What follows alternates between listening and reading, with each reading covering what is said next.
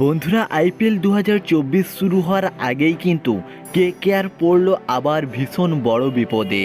সেই কেকেআরের প্রথম থেকেই ওপেনিংয়ের যে সমস্যা রয়েছে সেই সমস্যা মেটাতে পারছে না কেকেআর দল, এবং ঠিক কী সিদ্ধান্ত নিয়েছে এবং মুজিবুর রহমান কি তবে কেকেআরের হয়ে খেলতে চলেছে, এবং শেষ পর্যন্ত আফগানিস্তানকে হারালো ভারতীয় দল প্রথম টি-20 ম্যাচে, কিভাবে হারালো এবং আইপিএল 2024 সংক্রান্ত 5টি বড় নিউজ আজকের এই ভিডিওতে জানতে পারবো। বন্ধুরা ভিডিওটি শুরু করার আগে আইপিএল 2024-এ কেকেআর দলের সমস্ত নিউজ সবার প্রথম পেতে আমার এই চ্যানেলটিকে সাবস্ক্রাইব করে রাখুন। বন্ধুরা আইপিএল 2024 সংক্রান্ত প্রথম আপডেটটি হলো আইপিএল 2024-এর ম্যাচ শুরুর আগে কেকেআর পড়ল কিছুটা বিপদে, কারণ কেকেআরের সেই প্রথম থেকেই সমস্যা রয়েছে ওপেনিংয়ের, এবং কেকেআরের ওপেনার রহমাদুল্লাহ গুরবাজ আফগানিস্তান এবং ভারতের যে প্রথম টি-20 ম্যাচটি হয়েছিল সেখানে মাত্র 28 বলে 23 রান বানিয়েছে, যা টি-20-র জন্য খুবই খারাপ পারফরম্যান্স।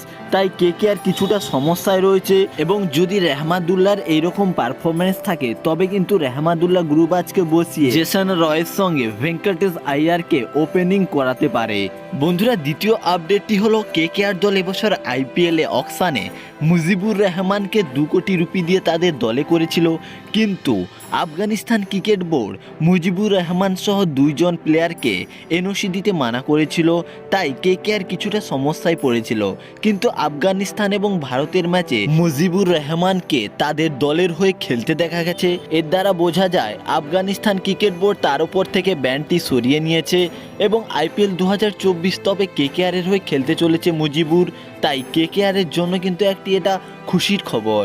3 নম্বর বড় আপডেটটি হলো মোহাম্মদ সামি পেল অর্জুন পুরস্কার। হ্যাঁ বন্ধুরা, ওয়ার্ল্ড কাপ 2023-এ মোহাম্মদ সামি 7 ম্যাচে 24টি উইকেট নিয়ে নতুন একটি রেকর্ড বানিয়েছে, যার জন্য মোহাম্মদ সামিকে অর্জুন পুরস্কারে পুরস্কৃত করা হলো। 4 নম্বর আপডেটটি হলো ইন্ডিয়া ভার্সাস আফগানিস্তানের ম্যাচে আফগানিস্তান প্রথম ব্যাটিং করে 158 রান বানায় 5 উইকেটের বিনিময়ে, যেখানে মোহাম্মদ নবী 42 রান বানায়।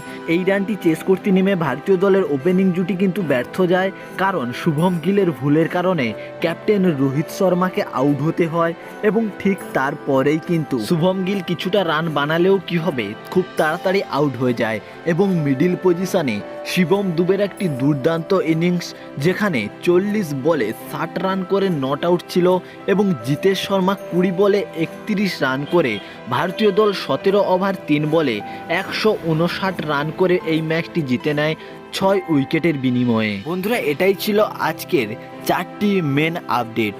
ভিডিওটি ভালো লাগলে বন্ধুরা চ্যানেলটিকে সাবস্ক্রাইব করবেন। ধন্যবাদ।